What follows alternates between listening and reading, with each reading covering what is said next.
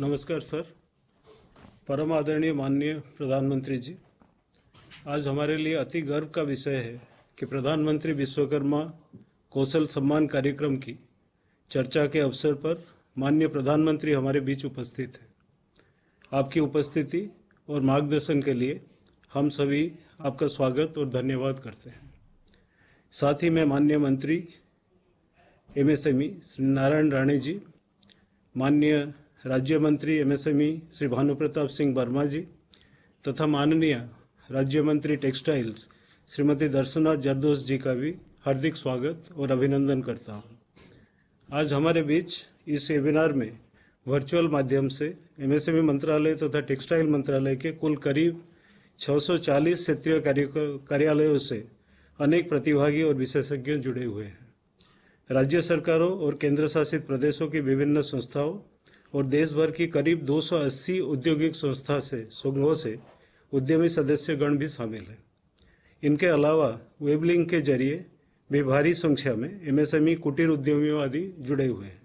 मैं आप सभी का स्वागत करता हूं। इस वेबिनार से पूर्व संभावित लाभार्थियों सहित भारत सरकार के विभिन्न मंत्रालयों, विभागों, राज्य सरकारों और विशेषज्ञों के साथ परामर्श के 10 से अधिक सत्र किए गए। आज का यह वेबिनार सभी स्टेक होल्डर्स के संवाद और सुझाव को लेकर एक सफल कार्यक्रम की रूपरेखा बनाने में सहायक साबित होगा। एक बार फिर से मैं आप सभी को यहाँ उपस्थित रहने के लिए धन्यवाद करता हूँ। अब मैं माननीय प्रधानमंत्री महोदय से अपना मार्गदर्शन और आशीर्वचन देने का आग्रह करता हूँ। सर।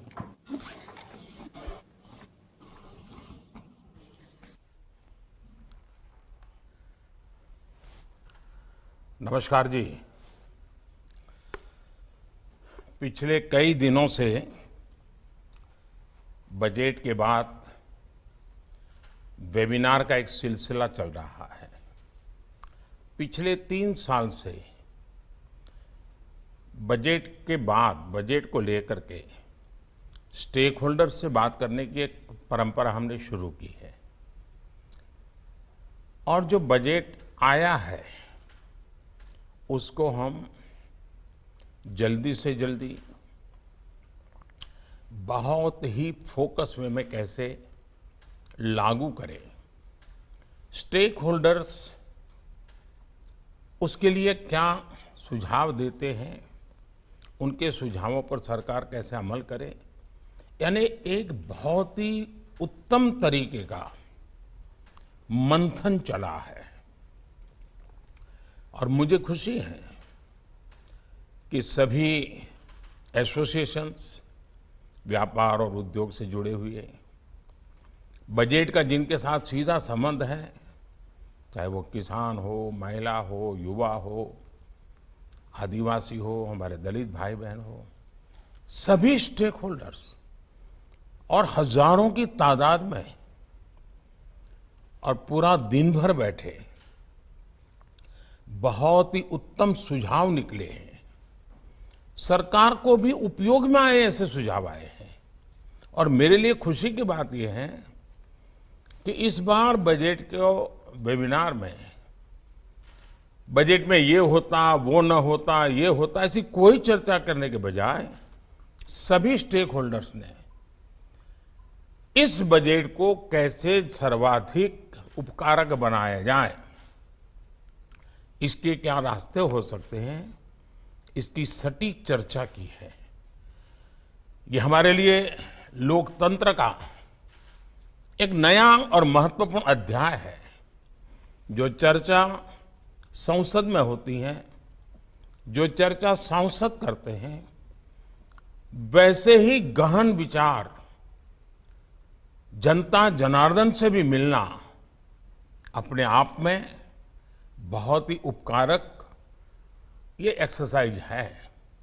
आज बजट का ये वेबिनार भारत के करोड़ों लोगों के हुनर, उनके कौशल को समर्पित है।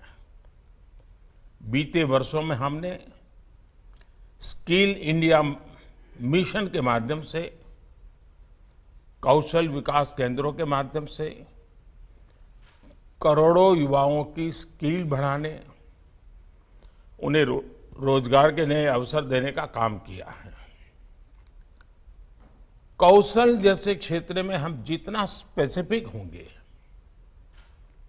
जितनी टारगेटेड अप्रोच होगी, उतने ही बेहतर परिणाम मिलेंगे। पीएम विश्वकर्मा कौशल सम्मान योजना, और उसको अगर सरल भाषा में कहना है तो पीएम विश्वकर्मा योजना, ये इसी सोच का नतीजा है।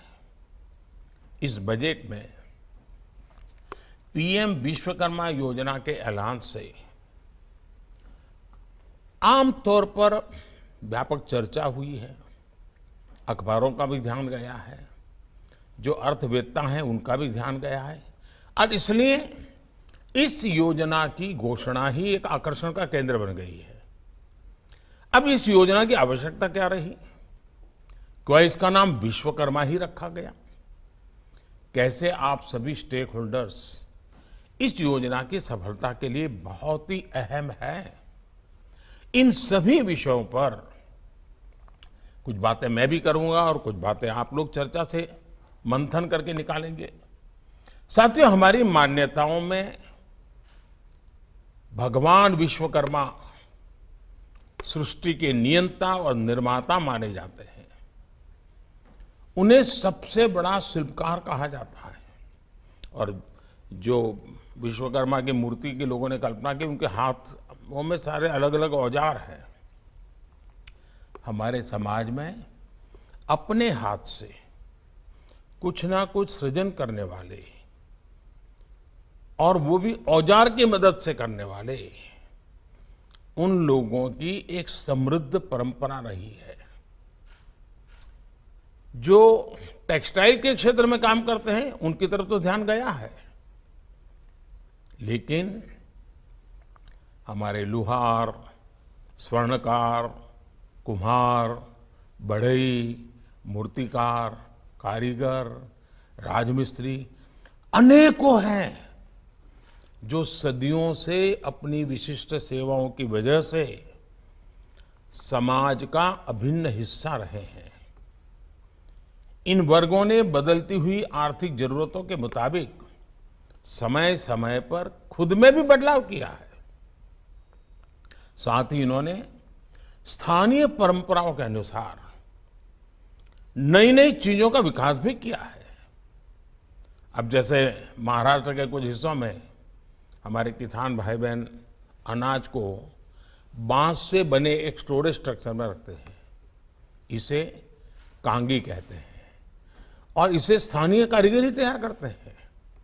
इसी तरह अगर हम कोस्टल एरिया में जाए, तटीय इलाकों में जाए, तो समाज की जरूरतों को पूरा करने के लिए तरह तरह के शिल्प का विकास हुआ है।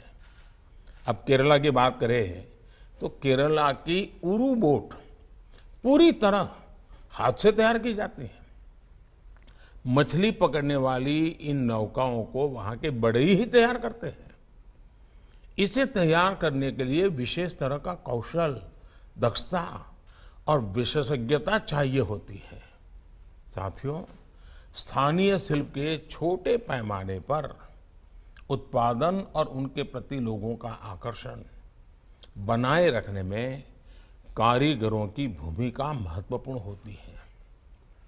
लेकिन दुर्भाग्य से हमारे यहाँ उनकी भूमिका एक प्रकार के समाज के भरोसे ही छोड़ दी गई और उनकी भूमिका को सीमित कर दिया गया। स्थिति तो ये बना दी गई कि इन कार्यों को छोटा बताया जाने लगा, कम महत्व का बताया जाने लगा। जबकि एक समय था, ऐसा भी था कि इसी से दुनिया भर में हमारी पहचान थी। ये निर्यात का एक ऐसा प्राचीन मॉडल था जिसमें बहुत बड़ी भूमिका हमारे कारीगरों की थी।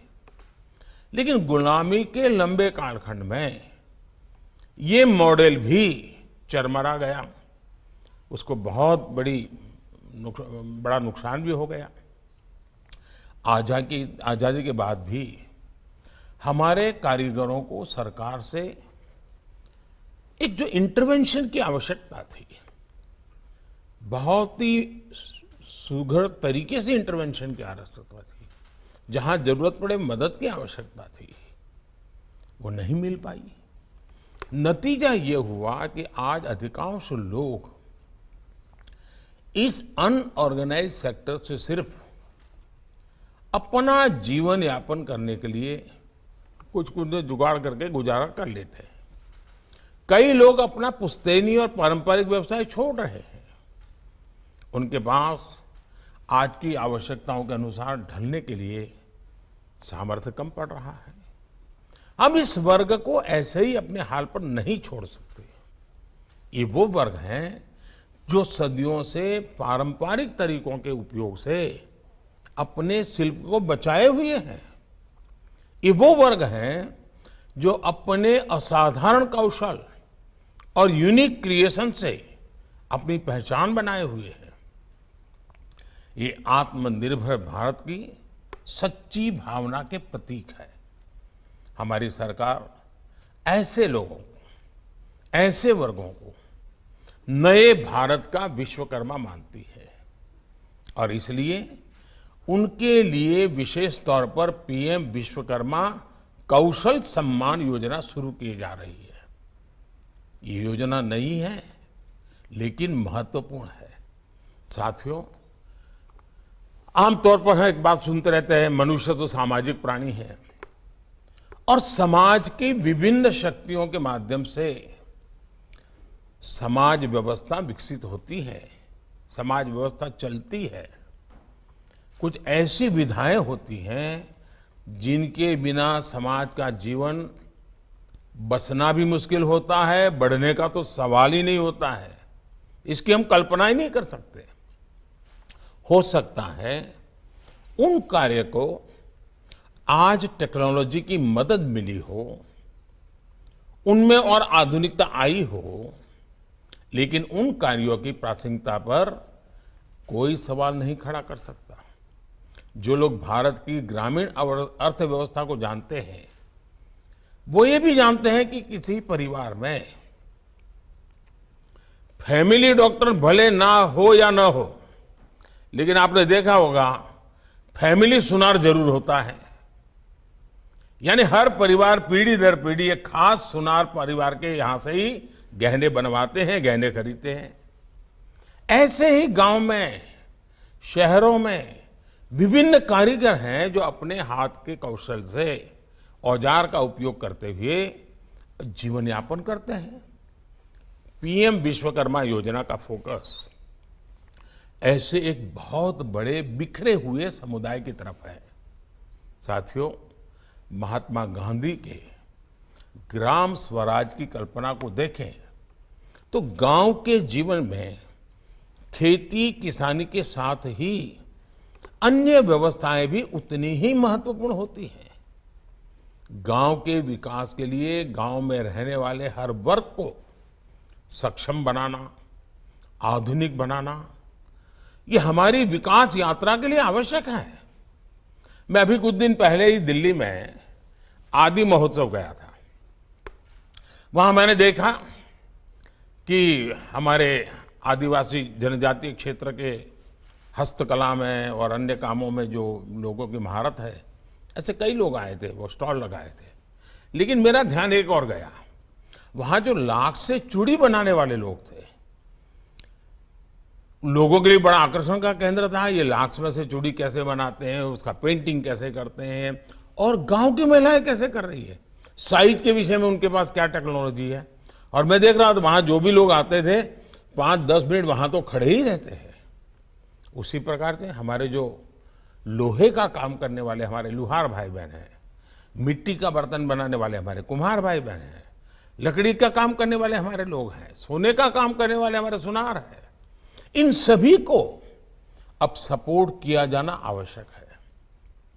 जैसे हमने छोटे दुकानदारों के लिए, रेहड़ी पटरी वालों के लिए पीएम स्वनिधि योजना बनाई, इसका उन्हें लाभ मिला, वैसे ही पीएम विश्वकर्मा योजना के माध्यम से करोड़ों लोगों की बड़ी मदद होने जा रही है। मैं एक बार यूरोप के किसी देश में गया था, ये बहुत साल पहले की बात है। तो जो गुजराती वहाँ ज्वेलरी के बिजनेस में है, ऐसे लोगों से मिलना हुआ। तो मैंने कहा आजकल क्या है? उन्होंने कहा साहब ज्वेलरी में तो इतनी टेक्नोलॉजी आई गई है, इतने मशीन आए हैं, लेकिन आम तौर पर जो हाथ से बनी हुई ज्वेलरी है उसका बहुत आकर्षण है और बहुत बड़ा मार्केट है। यानी इस विधा का भी सामर्थ्य है। साथियों, ऐसे कई अनुभव है और इसलिए इस योजना के द्वारा केंद्र सरकार हर विश्वकर्मा साथी को होलिस्टिक इंस्टीट्यूशनल सपोर्ट प्रदान करेगी। विश्वकर्मा साथियों को आसानी से लोन मिले, उनका कौशल बढ़े, उन्हें हर तरह का टेक्निकल सपोर्ट मिले, ये सब सुनिश्चित किया जाएगा। इसके अलावा डिजिटल एम्पावरमेंट, ब्रांड प्रमोशन और उत्पादों के बाजार तक पहुंच बनाने की व्यवस्था भी की जाएगी। रॉ मटेरियल भी सुनिश्चित किया जाएगा। इस योजना का उद्देश्य पारंपरिक कारीगरों और शिल्पकारों की समृद्ध परंपरा को संरक्षित तो करना ही करना है, उसका बहुत विकास करना है। साथियों, अब हमें स्किल इंफ्रास्ट्रक्चर सिस्टम को उनकी आवश्यकताओं के अनुसार नए सिरे से तैयार करने की जरूरत है। सरकार आज मुद्रा योजना के जरिए करोड़ों रुपए का लोन बिना बैंक गारंटी दे रही है। इस योजना का भी हमारे विश्वकर्मा साथियों को ज्यादा से ज्यादा लाभ देना है। हमारे जो डिजिटल साक्षरता वाले अभियान है, उनमें भी हमें अब विश्वकर्मा साथियों को प्राथमिकता देनी है। साथियों, हमारा उद्देश्य आज के विश्वकर्मा साथियों को कल का बड़ा एंटरप्रेन्योर बनाने का है। इसके लिए उनके बिजनेस मॉडल में स्थायित्व जरूरी है। इसे ध्यान में रखते हुए हम उनके बनाए प्रोडक्ट को बेहतर बनाने, आकर्षक डिजाइनिंग, पैकेजिंग और ब्रांडिंग पर भी काम कर रहे हैं। इसमें ग्राहकों की भी जरूरतों का भी ध्यान रखा जा रहा है।